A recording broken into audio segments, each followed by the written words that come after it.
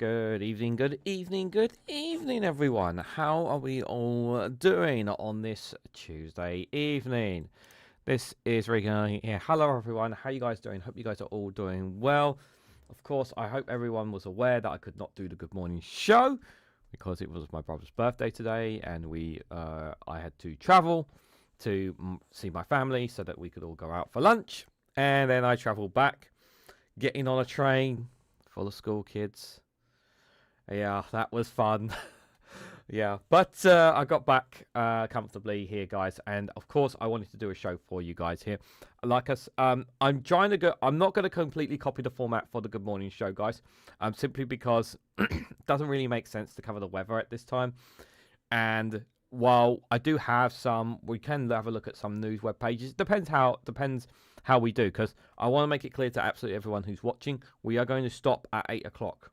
8 o'clock we are stopping, simply because it's only I only want to go out. It's only supposed to be an hour format as well, and of course I've got dinner waiting for me, another thing as well, just for reference. I did not have time to have dinner before then, just for reference there. So we'll see how this goes. If we get any, see how this show goes, and I don't want to entrench too much on Max's live stream either, guys. Then that's the other thing as well. I want to as well, just for reference there.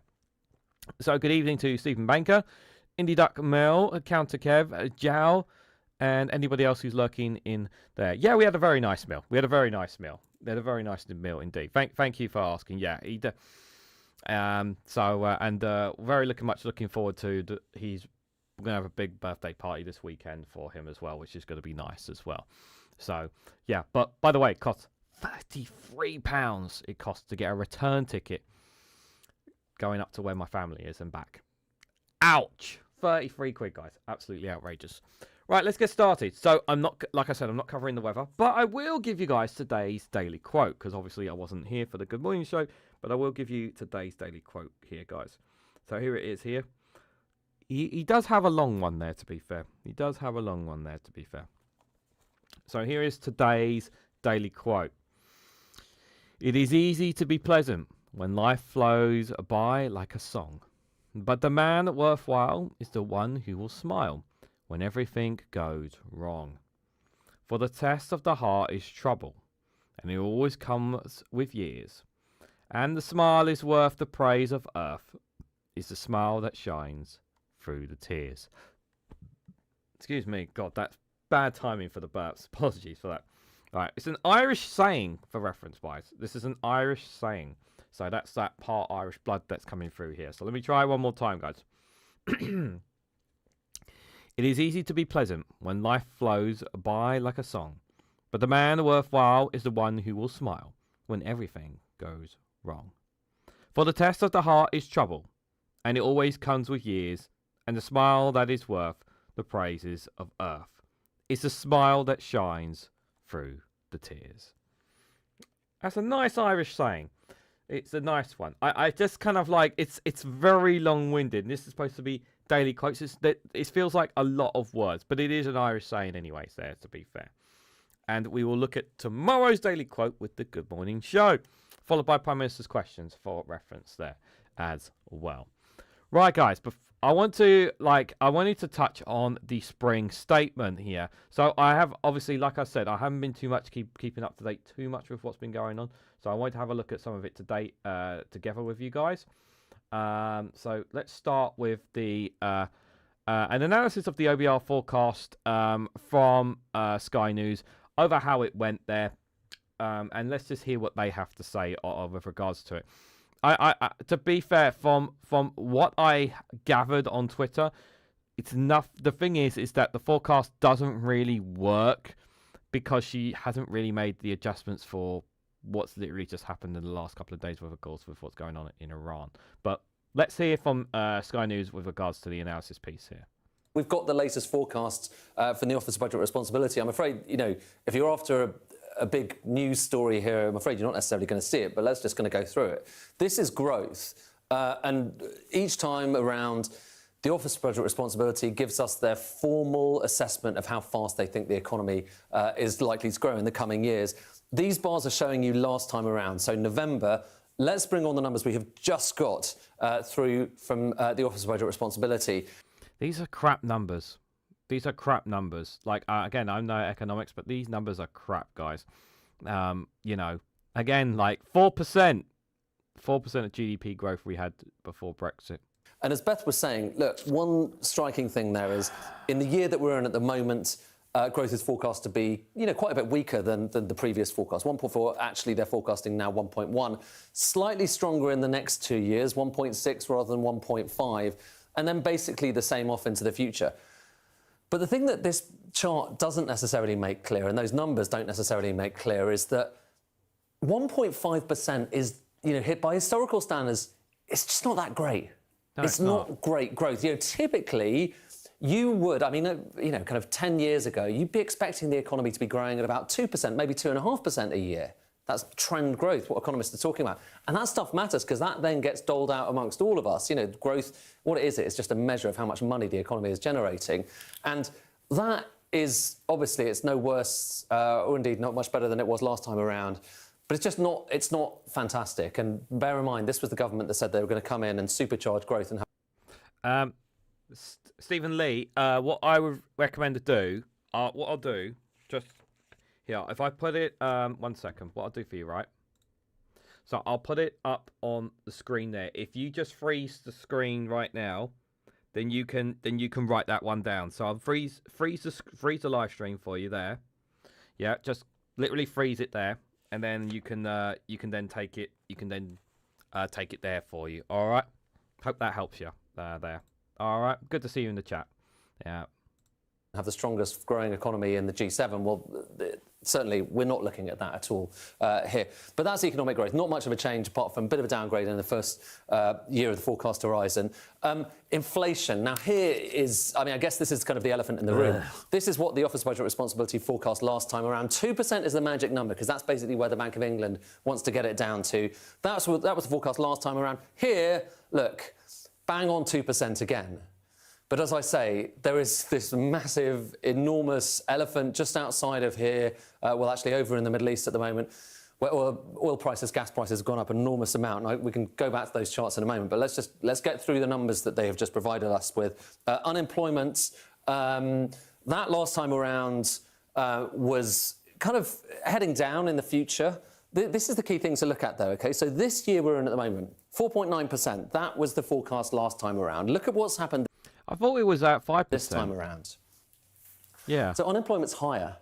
So this forecast shows that there are going to be more people out of work and trying to claim job seekers allowance, trying to get back into work than there were last time around, or at least forecast to be last time around. And that goes also for the next year and for the year after that as well. And it's only towards the end of the forecast horizon that's down to that level as well. But like I say, again, that assumes that interest rates are going to be coming down because that's part of the thing, I just don't. I have a very hard time believing that the unemployment rate is going to drop. I have a very hard time believing that. I really do. There are many things going on there. That's part of the reason that unemployment's high is interest rates are high as well. It makes it hard. But what if they don't go down? And part of the issue here is that elephant in the room. I'm going to quickly just show you this because we're talking about inflation. We're talking about growth. We're talking about the state of the economy. And it is impossible to talk about that stuff without bearing in mind the fact that one of the single most important things that we all depend on, energy, and in this case, this is wholesale gas. Those prices have just shot up. And they've shot up at a speed, 98%. They've basically doubled in the past 2 days. I think you can all guess where that's come from. And this is once again another prime example of why we need to push more for renewable energies. This once again reinforces the message. This is why we need to stop relying so much on gas and oil and more reliance on renewable energy. We need to work much quicker and much faster, and the cost should not be a factor when it comes to situations like this. This is going to hurt us. This is going to hurt us so badly here. That is a rate that we have never seen before.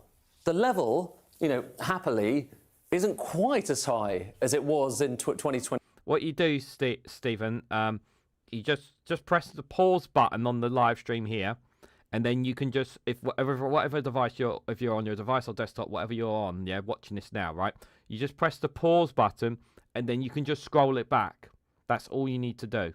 That's all you need to do. You could just pause it and then scroll it back to that bit where I showed you the screenshot. You can do that. The other alternative, as people in the chat are pointing out, you can also look at it on the Discord. I post it every morning on the Discord for reference there. 22. But nonetheless, it is very hard when you look at a chart like this and see that that is, you know, the highest level now since 2022, rising at the fastest rate that we have ever seen. It's very hard to look at all of that and then to refer back to those other charts I was showing you a moment ago and think that maybe this is not quite what the government has just projected here. Not through no, because any fault of their own. It's just that we are living in chaotic times at the moment, and the last couple of days have kind of just, like, I was wondering, like, I thought, you know, since the war was like how is Rachel Reeves going to do a spring statement? So my assumption is they didn't calculate. I'm going to assume that they haven't calculated this because it's literally just happened the last few days. That's my assumption. If anyone in the chat wants to confirm that for me, appreciate it. You could hardly get more chaotic than the economic shockwave that is passing through from the Middle East at the moment. So, yeah, we have the forecast, Sophie. Yeah. We've got the numbers, but as we were discussing earlier, they are overshadowed already by what's happening outside.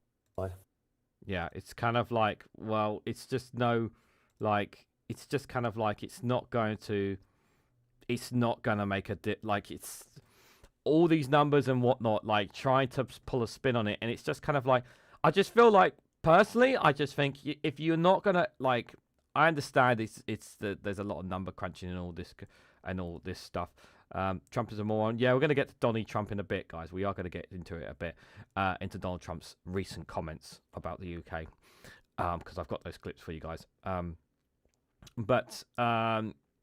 Yeah, this spring statement, like, I was generally curious to see, because last year I covered it, guys, and obviously I couldn't cover it today. I did want to cover it, even though everything that was going on, but it looks like it's kind of like they've just gone ahead with it, even though the forecasts could be completely different from what they are saying, because literally of what's happened in the last couple of days. Maybe, I mean, this may sound a bit silly, but maybe they could have moved the spring statement to, like, maybe they could have moved it. I don't know if that would have been possible, because I just feel like it felt kind of pointless, really. So let's have a listen to some reactions to the spring statement here. I'm going to speed it up, though, because this next video is 8 minutes long. So we're going to hear from a few politicians, from MPs, from their reactions to this. This is from Politics Joe here, with the headline, MPs react to Chancellor's oblivious economic statement here. Hopefully it won't be too fast, but I have speeded up a little bit here for you guys. They seem completely oblivious to the reality of life of many people I'm going to put the text on just in case people need that as well. in this country. This Chancellor doesn't actually know that the economy is broken, much less how she would start to try and fix it. Labour should be Labour. We're a party on the left and we shouldn't apologise for it. We just heard Rachel Your party on the left. She's so funny, guys. Labour on the left. She's so funny. Martin, oh, thank you for being a member there. Much appreciated it. Thank you for being a member there. Got my colour back. Thank you, Martin. Hope you are doing well. Appreciate that. Reeves in the chamber insisting that her economic plan was working. What's your reaction to that? I mean, I wouldn't have her job for all the tea in China, I must say. I mean, how hard is it? You know, I think that she's had a plan, she's known what it is that she's doing and why she's doing it, and then she just gets buffeted around by events. I mean, it's really very difficult. I mean, she's done many of the things that she wanted to do, so inflation's going down, you know, growth is not what it should be, but we are still growing. You know, she's got this kind of famous headroom that she wanted, you know, all this stuff, you know, is all going the right way, but then there's a war. And no one can anticipate this. I mean, it's hard. It's none of this is easy. I think it's all a bit pie. I do have a bit of sympathy from Rachel Reeves' perspective on her statement that it's kind of been all throw pie in the sky thanks to Donald Trump and what he's done in the Middle East there. I do accept that perspective.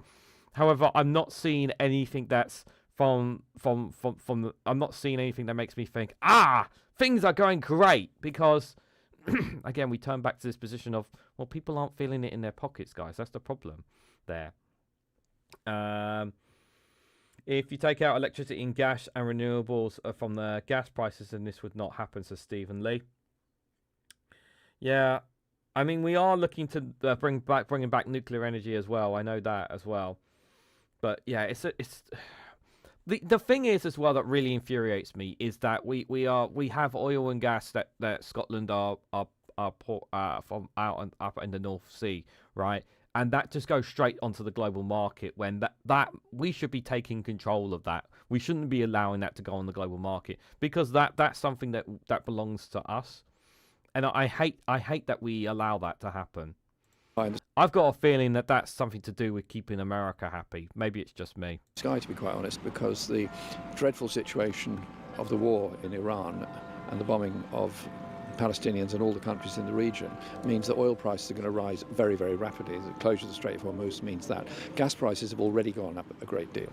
And so this will throw into jeopardy an awful lot of inflation forecasts, but it will also throw into jeopardy everything she's saying about the headroom she claims to have, because if gas prices continue to rise at the level they are now to perhaps somewhere like they were 3 years ago, then the government support system would have to kick in, and that is going to cost them a great deal of money. So I think a lot of it is very unclear. But I think what is desperately sad about it is you've got a Labour government now in office, coming up to 2 years in office, predicting unemployment to rise to 5%, but youth unemployment is more than treble that. And so we have a situation where the government itself is forecasting a rise in unemployment and youth unemployment, not doing anything about student debt, which they promised they would, not doing anything about raising the local housing allowance to make it somewhere realistic, and not controlling private sector rent. So areas such as I represent will continue to be socially cleansed of those on benefits and working class communities to make way for those people who are just about able to afford the excessive rents that are now charged in central London, central Birmingham, central Newcastle, central Manchester, all of those places. They seem completely oblivious to the reality of life of many people in this country. Unfortunately, Jeremy Corbyn's hit the nail on the head there, and I don't think there's anything I can argue with from his perspective there. Just heard Rachel Reeves in the chamber there insist that her economic plan is working. What was your reaction to what you've just heard? I'll tell you what, there's some good stuff in there, isn't there? I mean, borrowing's coming down, inflation's coming down. People are going to be a grand better off per head. But isn't that the sort of course we want to be on? You just flick the telly on at the moment. The world just seems to be in this absolutely precarious, scary position. I think we've got to have a rock-solid foundation that we can just keep bubbling along. He sounds like a proper Keir Starmer bootlicker. So that we can build on that. And any shocks that come from the world, I tell you what, we're prepared for. And that's the economic plan that we're on course for. The Chancellor is in complete denial, and that's not just the way I see it or the way the rest of Parliament on the opposition benches see it. It's the way the real economy sees it. It's the way households and businesses see it. We've just had a Chancellor who spent 40 minutes congratulating herself on how she's turned around the economy. The economy is weaker now than it was when she came into office. Inflation is rising, unemployment is soaring, food prices are soaring. She's about to introduce a hike on fuel duty, and she's not going to lift a finger to help the energy profits levy. This Chancellor doesn't actually know that the economy is broken, much less how she would start to try and fix it. Constituents in Poole, where I represent, they need to actually see that the change is coming. They need to feel that they're better off. They need to know that their bills are coming down, that they've got more money in their pockets at the end of the month. He's absolutely bang on the money what he's saying here. I couldn't, like, if Labour actually, if people were actually feeling this and people were actually knowing that their bills were coming down and that they were better off, people would actually vote for Labour. People would see that Labour are actually dealing with the cost of living crisis. But they're not seeing that. And until we see that and we demonstrate that in a long-term sense, then people are still going to feel like the cost of living crisis is hurting them. Rachel Reeves also went on to... He's absolutely correct there. I absolutely correct. I totally get, and that's a Labour MP speaking as well. Say that she will spend whatever's necessary on increasing defence expenditure even further. The only government department that's had a real increase in spending since Labour came into office is defence. I'm frankly a bit underwhelmed, to be honest. I think, what we saw with the resounding victory for Hannah Spencer in the Gorton and Denton by-election last week and the huge... I'm gonna be honest, guys. I'm not a big fan of Ellie.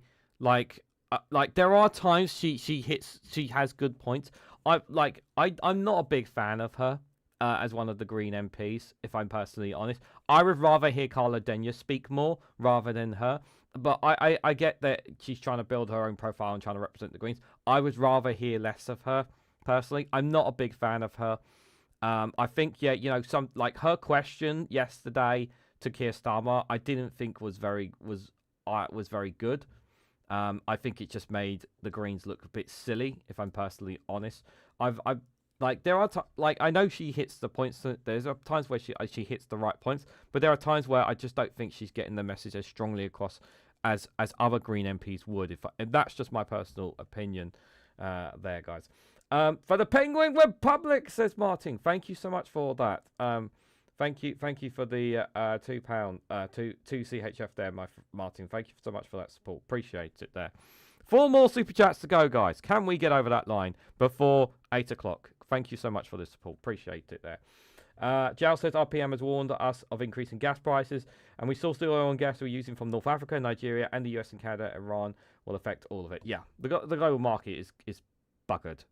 Growth in support for the Green Party is that people in this country are hungry for genuine change. They want to see that change. They're really experiencing the cost of living crisis, and so far they're not feeling any difference from government policies. In fact, in many ways they're finding things harder in all sorts of ways, and so we're really pushing the Chancellor to be bolder, to take the decisions that need to be taken. You know, we're talking about things like allowing local authorities to set rent controls, taking water back into public ownership so that we take private profit making out of our public facilities, and of course we welcome the fact that they've finally scrapped the 2-child benefit cap after a heck of a lot of campaigning for a long time. But there are still many children who are trapped in poverty because of the overall benefit cap. I mean, the additional headroom that Rachel Reeves was talking about now, that's several times more than is needed to scrap that overall benefit cap, and that would have a huge impact on lifting all of those children out of poverty. So we want the government to be bolder, to be more directly concerned with the cost of living crisis that is really, really affecting people in this country. And that's what the Green Party is standing up for. We know that a lot of people, young people in the job market right now, might be paying 9% graduate tax. One of them, yeah. One of them. Well, tell me about that. Tell me about your student loan. Well, the Plan 2 generation have been completely let down by the last lot. They created a dog's dinner, didn't they, of this? They put a whole generation on this debt treadmill, and now they've got the brass neck to dare say they should be the ones to fix it. Give me a break. Look, we've said we want to look at making that system fairer. I back that. And we've already made good progress, to be fair, on things like bringing targeted maintenance grants back. That's phenomenal for working class kids in this country. So let's keep looking. How about you get rid of the interest rate on these student debts? How about that? That'll be a good start as well. Or how about we do something radical? How about we wipe off all student debts and have the government fund everything for our children's education instead? How about we say to all our children, all our youngsters out there who are turning to the Greens because they feel completely dejected, how about the Labour Party turns around and says, we're going to put our children's future first, we're going to put education first, and we're going to scrap these loans completely. We're going to pay off all the debts, wipe clean all the debts, and we're going to give everyone a fresh start. That's what they should do. Yeah, because I've said this before, I can absolutely guarantee you, so many of those young voters who are going to turn green, they will switch to Labour if Labour did such a policy. They really would. What we can.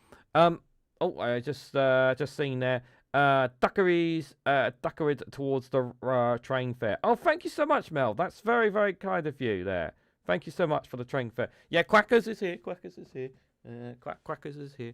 Yep, Quackers is here, guys. Yep. Yeah,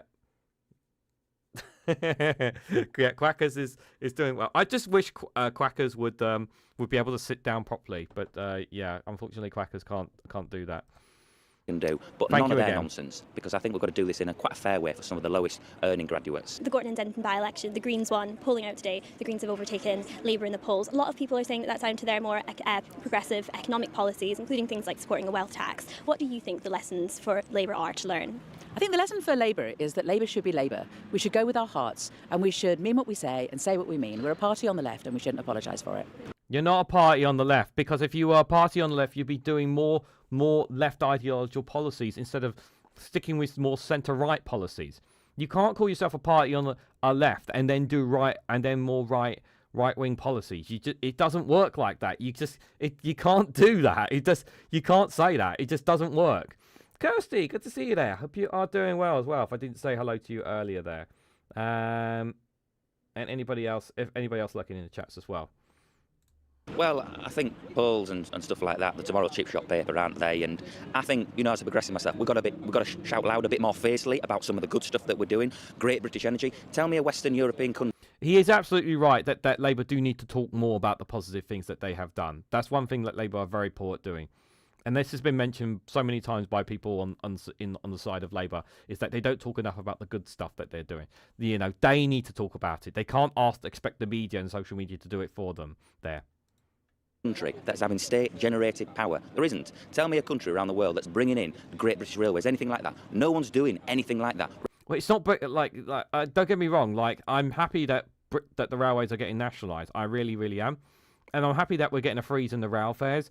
But what are we doing to make sure that trains are running? Like, where I live and where most places I go, trains are pretty suitable. But there's many parts of England where they're not. So putting them back into public ownership, what has been done to make sure that those trains run on time? You know, obviously it's still going to take time for them all to get nationalised there. Sarah, good to see you there. Hope you are doing well. Just again, for those who are coming in, just want to remind people, I'm only going up till 8 o'clock and we're going to cover as much as we can on this show, just for reference. Renters' rights, employment rights, increasing the national minimum wage for young people. No other government around the planet is as ambitious as we are for young people. But can I be honest, because I'm a Yorkshireman, it's always my style. We need to shout a bit more fiercely that we are the progressives that are going to take this country forward. You're not the progressives, because if you, again, I have to stress this, unless you're introducing the policies that makes younger people's lives better, you can't, it's just hollow words. Like, it's all well and good saying that kind of stuff, but the Greens are offering the youth, more hope. They're offering them policies that will actually make their lives better. And that's a big difference there. Stephen Banker, thank you so much for the £2 super chat. We appreciate the Ollie Appreciation Society. Yes, Ollie is here too. Yep, Ollie, of course, is there as well. Thank you so much for that super chat there. Just 2 more to go over the line. Thank you guys for those who have given super chats. Much appreciated. So after the Gorton and Denton by-election result, I said that we needed to be more Labour. You know, less aping of reform, more Labour policies, more returning to our Labour values, and basically tackling the bread and butter issues that are really affecting my constituents and people all over the country. So the cost of living crisis, how much your fuel bills are, whether or not you can afford your rent or even to buy a house, whether your wages are keeping pace with inflation, all of those issues we've got to tackle. If we don't tackle them, someone else will. He's absolutely right. He's talking out. He's absolutely right. Like, you've got to tackle these issues. You can't just ignore them. Got to tackle those issues, guys. Got to tackle those issues. I will come to the poll. Well, actually, it makes sense for me to go to it now because it was touched on here. So I wanted to show you guys this here, if you haven't seen it here. So obviously, this came out today. For those who didn't see it, this was the latest YouGov poll that came out this morning. Our latest voting intention from March the 1st to March the 2nd has the Greens on their highest figure ever recorded by YouGov, significantly ahead of Labour, who are on their lowest figure to date. So it's got Reform Russia at 23%, the Greens at 21%, the Conservatives at 16%, and Labour at 16%, and Lib Dems 14%. Obviously, SNP 3, Plaid Cymru 1, and others 5. Now, of course, you have to SNP just need to take control of Scotland. Plaid Cymru, I think they just need to push more for taking control of Wales, and then there's others there as well. Now, bear in mind, again, I always say with polls, do take them with a pinch of salt and whatnot. But I think a lot of people after the Gorton Denton by-election are like, this Green Party's quite, there must be something to them if they've done well in the polling. And this is where not what's said on Twitter, not what's said on social media, but what they're doing on the ground, what they're actually doing as MPs, as councillors in those areas to improve the lives of people. That's where they will win the hearts and minds over. Yeah, not what the gibberish that you're hearing online, like Matt Goodwin screaming and crying about the fact that he lost the by-election. No, you're doing the work on the ground. That's where they're going to win the hearts and minds over. And I don't know if the Greens would ever overtake Reform Russia here. And it is just one poll, and I do have to stress that. But it's very, very significant to show that the public are very interested in the Greens. They're very keen to hear more about the Greens. And you should, in theory, because of this polling, you should be seeing more of the Greens on television in the mainstream media. But they don't. But whether or not we will get enough of that, I don't know. I've got a funny feeling this question time on Thursday is going to they will have someone from the Green Party. Whether I'd be surprised if they don't, given the recent events. But I wanted to share that polling with you guys because I do think that is quite significant there. and we'll come to Donald Trump in a minute. I guess we're not going to get time for covering the news, but right, I wanted to give you guys what's been happening in terms of the update in Iran, guys. So let's get a brief update on what's been happening with the Iran war. So basically, yeah, it's basically not good. Not good, basically. Let me just see what you guys are saying in the chat there. First, Plaid Cymru win in Wales last year, then the Greens win in Gorton and Denton. The change is slowly coming, but not the change promised by Labour, says Kirsty. Yeah, I really hope. I really mean this. Like, I can't see Plaid Cymru winning outright in Wales because I think too many people are buying into what Reform are saying to them. I just hope they get enough control in Wales. I hope they're taking a lot. Like, this is the best. I really do mean this. Like, this is the best opportunity for Plaid Cymru. This is the best opportunity that Wales has ever had, you know, to really seize some power away from Labour. This is a big opportunity for Plaid Cymru. I really hope they succeed. I really, really do. Because if Reform get control, like, it's not going to be good for the country. It really, really is. I really am. I really do hope they get I get a good chunk of vote support at the elections for them. I really, really hope so, and I really do think you know, the SNP, you know, it's the SNP smash it in Scotland. They need to push the Scottish Labour folks out because they've been talking a lot of bollocks for a long time inside Parliament while doing bugger all in their constituencies. There, you know, some of the I've seen some maps where there's not literally a single Scottish Labour MP. So I wouldn't mind that happening as well there, just for reference. Anyways, let's have a listen to what's happening in Iran, guys. In the fourth day of the Iran war, a few things have already become pretty clear. One is that it's a whole regional war from the Eastern Mediterranean and the Levant through to the Gulf and Iran itself, and look who the neighbours are, into Asia. So it's a big regional confrontation. It's worth pointing out that yeah, there's still there are clashes that have been taking place between Afghanistan and Pakistan separately on top of what's going on here. And every single one of these countries, I'm glad he's kind of put this map out here because it's really, really bad right now, you know. And for, you know, some people have managed to get out, which is good news. I saw this morning before I travelled that some people managed to get out. They managed to get a few flights out and get some people out of there. Thank God. I really do mean that. And I hope we can get more of our British citizens out of these areas as much as they possibly can, as much as they can, because it's really, really bad out there now. Of various sorts. Second pattern is the attacks that the Americans and the Israelis are landing on Iran, lots of different places, and this represents about 2,000 different targets so far. Undoubtedly, there'll be more before too long. Look at the way the Iranians are responding. They've gone up the escalation ladder quite quickly from the beginning. They're attacking the whole region, from Akrotiri in Cyprus through to the Gulf. Even Oman, one of their friends off this map, Duqm, has been attacked. In particular, they're laying a lot of stress on attacking facilities that matter to Saudi Arabia. And they have made it very clear that they intend to close the Strait of Hormuz, even though closing it is difficult, but making the Strait of Hormuz dangerous has the same effect as... I've been told by one or two sources on I've read from not I've been told, but I've read one or two sources that China will be allowed to still to continue to use the Strait of Hormuz, but no other Western countries, by the way. Closing it. And for that reason, the United States is now talking about sending some troop reinforcements to the region for various reasons, not unreasonable, and increasing their tactical air support, TAC Air. The chairman of the Joint Chiefs, Dan Kane, said we'll be sending more TAC Air. He didn't say what, but one would imagine it might be more F-15s, more F-35s. These are capable of bombing targets on the ground and assisting in ground operations. We'll see how that plays out. While this is going on, there is another war as part of this. The Israelis, given that they were attacked by Hezbollah with rockets in Lebanon, have begun to move against Lebanon again, Hezbollah in Lebanon, as they said they would. And if we zoom in on that a little bit, you can see what the Israelis are doing. First of all, they've called up a lot of their reserves. They're moving northwards. We're not sure how far yet, towards the Litani River. They may or may not cross the Litani River. But most important of all, they've begun to, as they say in air power, go downtown in Beirut, attacking targets, particularly in southern Beirut, which is the Hezbollah heartland. And Yeah, but you know, never mind. Forget the ceasefire, guys. Don't let's not mention the ceasefire that's taking place. Let's not mention the fact that that Israel were launching strikes on them long before ever since the ceasefire was initiated 2 years ago.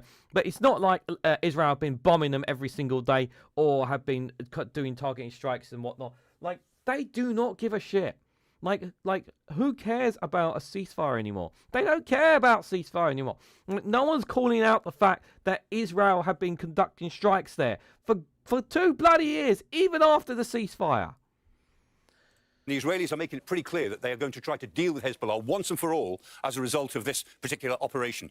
They're not. Like, the only way they deal with Hezbollah is they literally fully occupy Lebanon, which they can't do. Like I just can't see them doing that. While at the same time they're trying to bomb Iran. It's just so bad. So, when we think about how this all plays out, Dan Kane, Chairman of the Joint Chiefs, he has an instrument at his disposal which is extremely precise, a military operation that these days, digitally, can be controlled to a very high degree. But when a military operation is used to fight a war, then it becomes politics. And fighting a war is full of uncertainties. Whereas Dan Kane can control the military operation, Donald Trump may be losing some control over the war that he has initiated as a result of all of this. No one wants this war. Like at the end of the day, the generals just have to follow along here. But no one wants this war. American people don't want it. The British don't want it. The Western populations don't want it. And most governments don't want this. Most Western governments don't want this. Many of them don't want this. It all goes to prove the old adage, really, that wars are a lot easier to start than they are to finish. They're not going to finish this war. And the worst part is, what's really infuriating is that he's not ruling out troops on the ground. Pete Hegseth said that he's not ruling out troops on the ground, which is even more infuriating, guys. Even more infuriating. So this tweet blew up not too long ago, guys, as well. I wanted to share with you guys. You're going to probably hear this later on as well, but I want to share it with you here. Here's Donald Trump once again criticising the UK for not supporting the US in this conflict. By the way, I'm not happy with the... Actually, I'll turn it up for everyone so they can hear it. By the way, I'm not happy with the UK either. That island that you read about, the lease, okay, he made it for whatever reason, he made a lease of the island. Somebody came and took it away from him. And it's taken 3-4 days for us to work out where we can land there. It would have been much more convenient landing there as opposed to flying many extra hours. So we are very surprised. This is not Winston Churchill that we're dealing with. By the way, I'm not happy with the UK either. Yeah, well, tough shit, I mean, like, I know people will argue, like, I know he's using the whole international law thing to try and avoid actually getting involved in the strikes there, but, I still think the Keir Starmer's doing the right thing in this current situation, but obviously things can change at a whim there as well. In this clip, you can see the Defence Ministry doing its part, defending the areas here. For those who don't know, this is the moment a British fighter jet shoots down a drone over Jordan here. Obviously, this was shared from the Ministry of Defence here, so they stopped. That was going to target Jordan, one of our allies there as well. We're not Winston Churchill here. This is Donald Trump criticising Spain because Spain basically have said that everything that they're doing is absolutely outrageous. They should not be doing it. And rightfully so. Well done to Spain for standing up. Fair play to Pedro Sanchez, the PM there, for telling America to stuff it, because it's about time a world leader just says it to him. Mr. President, are you going to take the heat off the Europeans to potentially help you? Mark Rutte called on the allies to also help you. What does that mean? Well, you have to ask Mark Rutte. He said not as part of NATO, but to be helpful to you in this. Well, some of the European nations have been helpful and some haven't. And I'm, very surprised. Germany's been great. He's been terrific. Others have been very good, terrific. I think that the head of NATO, Mark, is fantastic. Okay, Mark Rutte. I think he's fantastic. But some of the European, like Spain, has been terrible. In fact, I told Scott to cut off all dealings with Spain. Spain, first of all, it's still. Yeah, they can't actually do that. Like they rely on quite a few trade items from Spain, just for reference. Started when every European nation, at my request, paid 5%, which they should be doing, and everybody was enthusiastic about it. Germany, everybody, and Spain didn't do it, and now Spain actually said that we can't use their bases, and that's all right. We don't. We could use their base if we want. We could just fly in and use it. Nobody's going to tell us not to use it.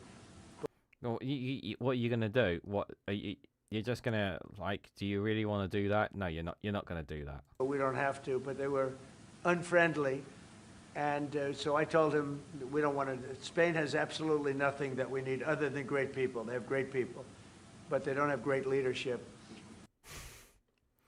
Absolutely vile, man. Like, just absolutely, like, you know, just an absolute piece of garbage. Really is, guys. Really is. This is what happens when a mafia boss gets power, says Kirsty Hamilton. Yep. Watch Portugal. The moment of France also cancels access to USA, Portugal will do the same. Yeah, absolutely. I'm having a Thursday, so not focused, says Ellie there. Donnie talking crap as usual, says Kev. Yep, absolutely. The UK aren't happy with the Trump fair. Yeah, I think Keir Starmer's also, like, the other reason why Keir Starmer's not going all in on support as well is because, you know, he's trying to salvage what he has. He's trying to salvage himself here as well. Like, there's an argument about whether or not it's international law and whatnot, whether to help America with their strikes and whatnot. But I think he's trying to not go fully on board, because it's more about trying to show that we're not in this war. I think that's more what it is, if I'm honest there, guys. Right, so we've got about 20 minutes left, so let's have a gander of some of the news of some of the websites and see what they're saying, guys. This is what we normally do on the Good Morning shows, for reference. The screen's gone blank. Why did the screen go blank? Oh, there we go. That was very weird. I faded out there. That was very weird. Anyway, right, let's have a look and see what some of the stories they've got here, guys. So start with the Tory graph, the Reform graph, the rubbish graph. We'll see what they're saying here. So Starmer is no Churchill. That's what I've got on the live feed there. Exclusive with Trump. I'm very disappointed in Starmer over Iran. Go Crimea River, bitch, is my response. Junior doctors claim they have ADHD to avoid night shifts there. Armed police arrest a man after a stabbing. Whoever's been stabbed, I hope they recover. I hope they're not dead. First stranded Britons returned from the Middle East. Yep, I kind of mentioned that this morning. Yeah, so some of them got back this morning, which is nice. Britain scrambles warship to Cyprus after France deploys an aircraft carrier apparently there as well. They've got a story here that in 48 hours, Trump will send Iran's navy to the bottom of the sea, apparently. They're also claiming that Israel have hacked Iran's traffic cameras to spy on the Khamenei. I believe they've announced their new leader. And the new leader basically vowed no negotiations, and that Israel and America will pay the ultimate price. I've only seen this in a tweet. I haven't actually seen it like a video or anything like that. If anyone wants to point that out to me, feel free to let me know. If someone could put his name in the chat, I'm sure it'll come up at some point. But yeah, they've named their new supreme leader. I've seen. Zelensky offers to save Gulf states if they stop Putin. Yeah, I think, Zelensky is basically, a problem is this, of course. I think I mentioned this yesterday, but the European Union, because of what's happening with the oil and gas prices, they're going to be asking for some of that from Russia, which means that Russia will want some concessions in return, which is, yeah. So that's not ideal there. Any other stories that we have here? Is there anything else here? Should have sent warships to Cyprus sooner, Starmer said. Rachel Reeves remains to preserve the OBR Kwati Kwarteng. I'm like, okay. 50,000 more Britons to flee each year under Labour. Israel led US into war with Iran, says Rubio. Yeah, so essentially you followed Israel because you're Israel's bitch, essentially. That's literally what you are implying there. That's literally what you're implying there. Yeah, definitely good stuff, guys. Good stuff. Yeah, you're definitely a big boy, aren't you, Rubio? Let's see what the Times are saying here. Tax burdens to hit post-war high, warns the OBR here. Also says record tax burden may deter workers from trying to earn more. And they're showing some pictures along here. Trump says Starmer's no Churchill. Yep. Special relationship is not what it was, as Trump rebucks Starmer on Iran. I just wish they would stop using that term, special relationship. It's so much nonsense there.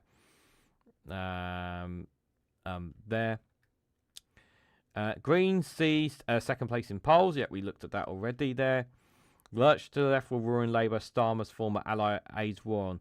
If you don't, if that's your position, then you'll crash and burn, because if you don't bring up some more left-leaning policies, then you're just gonna, you are gonna crash and burn, because you're losing the younger voters, you're losing progressive voters, you're losing people in the centre because you're pushing too much more of the right-wing politics. You're just gonna lose it. Yeah, they got to stop using that bloody language, special relationship there. Yeah, I know, it's so silly. Let's have a look at the front. Let's have a look here. Front of UK. What else they got here? Jeremiah accuses Reeves of friendship with fanatic mosque leader. Okay. Ban London march linked to Iranian regime MP's demand. There. I thought we believed in free speech. Apparently not. Times data here, according to their polling numbers here. So it says reform may be lead may be shrinking. The latest voting intention here. Yeah, look how far Labour have dropped. Look at this graph, unbelievable. Let me go. There you go. Let me just scroll it a bit further down so you guys can see. Look at that graph, unbelievable there. And reform have kind of dipped, of course, to 28%. Greens up at 14% there. They kind of just stayed on that line at the moment, according to their polling there, from the looks of it. Paddington inspires children to read 100 years after the creator's birth. That's lovely. That's a lovely story. That's lovely to see. Epstein funded London flat for a woman in his final months, apparently there. I miss her. Goodness, says Sarah Everard's mother 5 years on. Yeah, 5 years ago, guys, Sarah Everard lost her life. Absolutely, an absolutely terrible tragedy. And the police, it was a police officer as well. That's just absolutely horrible. It was a massive cry for women out there, women and young girls still don't feel safe. And we're not doing enough, guys. We are not doing enough. Not just here, but across the world, I feel we're not doing enough. Some stories from Scotland, taken with a pinch of salt, of course. It says the S&P to award Ferguson Marine with contracts to build 4 vessels. Scottish water customers to pay 30% higher bills over 6 years, apparently. An opinion poll saying an S&P majority in May won't justify another independence push. Are you sure about that, Kenny? Are you sure about that? You sure about that?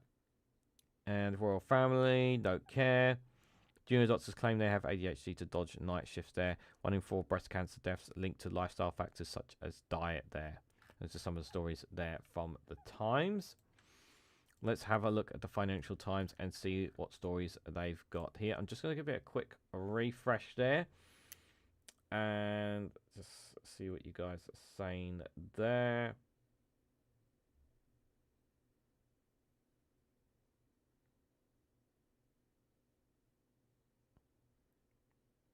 Okay, sure. Like if you want to support a Nazi political party, sure, go ahead and do that. Not even gonna give your name in the chat if you want to go and support them. Anyways, let's have a look at the Financial Times. Oh, let me just switch there. blocking a lot of people. I've had to block a lot of dumbasses for their comments on the on that video I put about Restore Britain. Like, they really are pretty. A lot of them are just bots, or a lot of them are either bots or not even from the UK as well. That's how sad it is. They really are. OBR warns UK economy could face very significant hit from Iran war. Apparently, on the spring statement. UK to deploy advanced warships and counter-drone helicopters to Cyprus. Starmer says HMS Dragon will sail to Ireland following drone attack on the runway at RAF base there. Ree's face hazardous physical picture even without Iran war. Yeah, it's still even if the war had not happened, even if the Iran war hadn't happened, yeah, it still it still wouldn't have changed anything. Like, we're still not feeling better off. That's the thing. Yep, no Churchill. Yep, we've seen that story.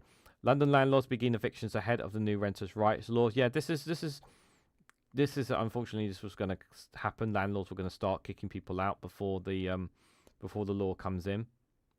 Yeah, unfortunately, which is really, really sad. I feel so sorry for renters right now. They're really struggling. By-election council calls for voter fraud evidence. Manchester City Council asked Democracy volunteers for a report in detail and claims any evidence under Gore and Denton poll allegation. They don't have any. They've got no evidence whatsoever. And I really want. I wish I could open the story, but I can't because it's behind the paywall. But I really want to stress this right now, right?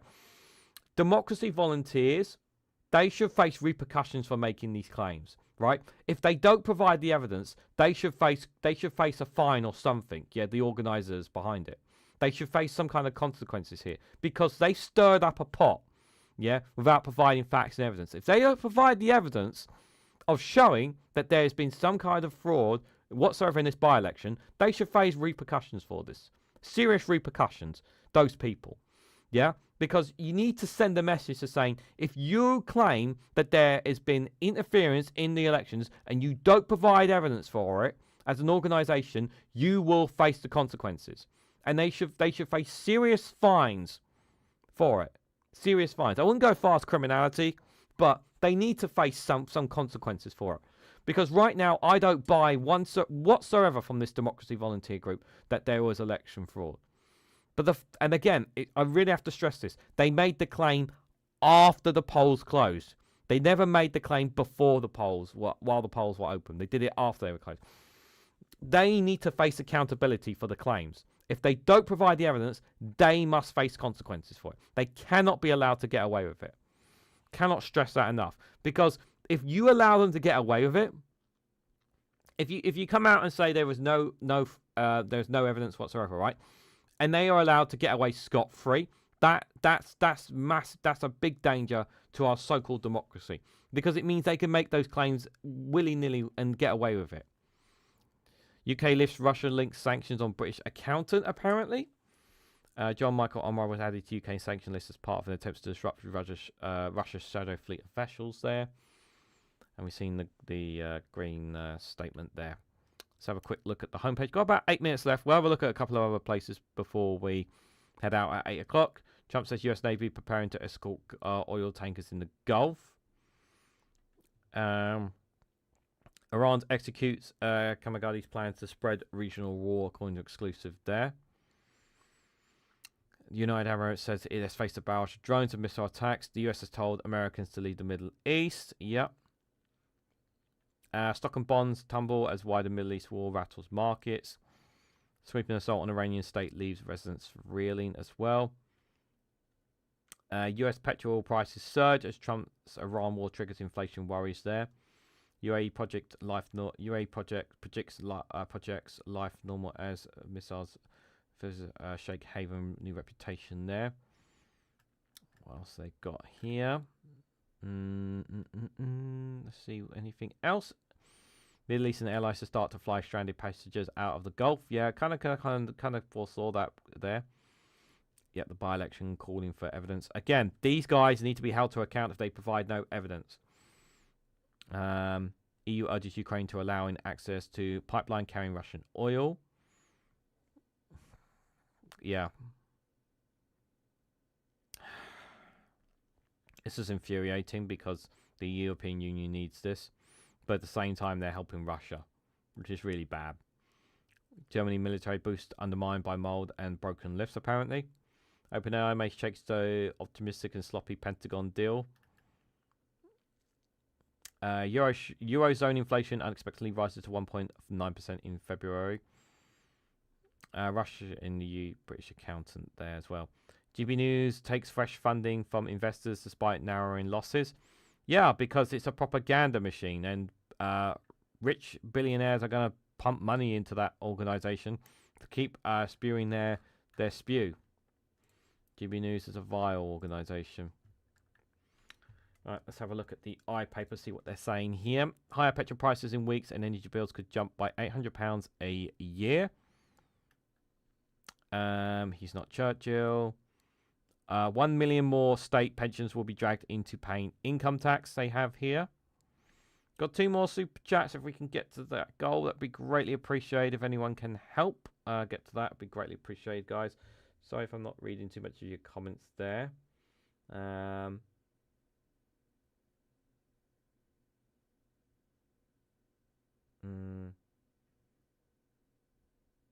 Yeah, thanks for dealing with that, Joe. Appreciate it. Yeah, there's going to be trolls popping up on the live streams for the next few days because a lot of them have come out of the troll cave because of the video I'd done on Restore Britain. Yeah, a lot of them. But obviously a lot of them are just bots, you know. They're not real. A lot of them are just bots. Or one person with 10,000 accounts, you know, or something like that. Trump's claims the special relationship is over. This is the truth. Britain faces highest tax burden in history by 2030. What other stories they've got here? Benefits bill to cost an extra £74 billion as Reeves pledged new back-to-work reforms. The Royal Navy has 6 ships that can shoot down missiles and all own UK waters there. Highest petrol prices in weeks and energy bills could jump by £800 a year. £800 on your energy bill, guys. Jesus. You've met him before, Joe. Okay, thanks for that. Yeah, I did say we might get some more troublemakers there in the future. There was one earlier saying that he found my channel through Reform. I was like, well, you're following Restore Britain. I'm like, mate, you need some help if you honestly think that they care about you. Don't see any other interesting stories from the iPaper here. Running out of time anyway. I've only got a few minutes left. Got about 3 minutes left. Let's have a look and see what they're saying on the Independent. Proposed social media ban for under 16 set to be axed next week, apparently. Let me just see. Proposed blanket ban on social media for use of under 16 face potential reversal next week, despite being previously backed by the House of Lords. Government is instead pushing for more adaptable powers, allowing for the blocking children from specific internet services rather than a strict age limit for under 16s. Should MPs approve the amendment within the Children's Wellbeing and School Members Bill, ministers will require new authority to impose social media curfews or restrict screen time for young people. Crucially, while Lords sought a direct ban on use of performers, the revised proposal grants ministers a discretion over specific measures to be implemented. John Nash, who steered the ban through the law in the upper house, described it as a blank check. Interesting. I don't know enough about it to say whether or not I back it. I still think a blanket ban is probably better, personally. We'll be covering that on Reform Watch this Thursday. 2 Reform councillors have left the party as one hits out to misogyny. That's 3 stories I've got for Reform now. There. So, yep. I'm sure I can find something on Matt Goodwin having a tantrum somewhere as well, because, he's a big baby, as I'm sure you guys know. He's still crying about that loss. Drivers warned over panic buying fuel amid the Middle East war. Yeah, people are buying. Lots of drivers are going panicking over the fuel. It's not good. Ex-male Slowbiz editor accused of using PI who did unlawful acts. Getty CCTV shows shocking driving before fatal hit and run. That's absolutely terrible. Let's have a quick look at the BBC before we go. Just quickly before we go here. Anything here that we haven't seen? UK to send Royal Navy warships HMS Dragon to Cyprus. Reeve says her plan on working on growth forecast cuts this year. Gas and oil prices soar. Yep. Go further on regulating leasehold managing agent Arena urges.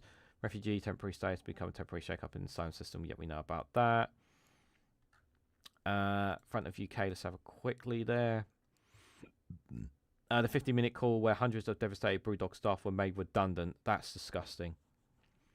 Disgusting. Kicks a lot of... Andrew gives up leafs on Crown Estate property. We need more updates, says British national stuck in the Middle East. I'm sure look, I mean this sincerely. I think the British government are doing everything they can to give them updates about what's going on there, guys. You coming on to Max? I'll be in the chat in a bit, but on Max's chat in a bit. But obviously I've got to have dinner, so I will be joining you guys there. Any other stories here that we haven't seen? I dodged a £30 flight luggage fee by posting my clothes for £2.59. Wow. The ways you get past some of these things is just insane, guys. Right, I want to say a massive thank you to everyone who came along this evening. Thank you guys for all your comments. Thank you to those who gave super chats tonight. Thank you, Martin, for becoming a member, a YouTube member as well. Really, really appreciate it, guys. I'll be back live tomorrow with another Good Morning show. I'll be back with a Good Morning show at 11 a.m. followed by Prime Minister's questions. So we'll be covering Prime Minister's questions as well.